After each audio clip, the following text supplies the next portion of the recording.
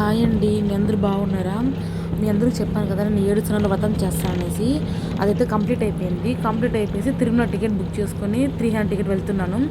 అంటే మీకు ఒక చిన్న టిప్ ఇస్తాను చూడండి. చాలామందికి మన బస్సులో వెళ్ళేటప్పుడు కానీ, లేకపోతే జర్నీలో, లేకపోతే మౌంటైన్ అంటే కొండపైన ఉండే టెంపుల్స్కి వెళ్ళినప్పుడు కానీ మనకి హెడేక్గా కొంచెం మైగ్రేన్గా అనిపిస్తుంది, వామిటింగ్ వచ్చేలాగా అనిపిస్తుంది, కానీ రాదు.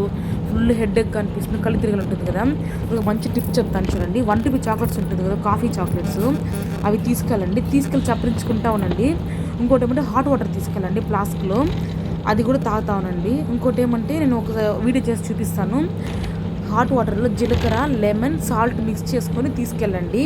అది తాగుతా ఉన్నారంటే మనకు రాకుండా ఉంటుంది. మళ్ళీ 2 డేస్ ముందు నుంచి ఏం చేస్తానంటే ఎక్కువ స్పైసీ ఐటమ్స్ తినద్దండి.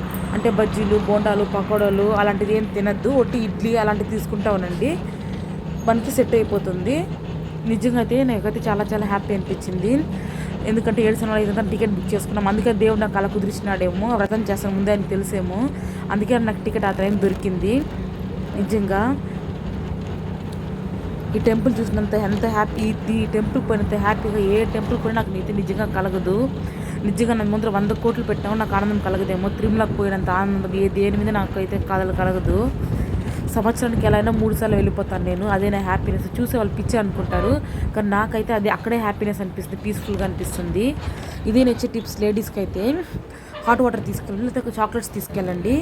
మళ్ళీ కాటన్స్ ఉంటుంది కదా, ఆ కాటన్స్ చెవులో పెట్టుకోండి, మనకి చల్ల గాలి లోపలికి పోకుండా ఉంటుంది.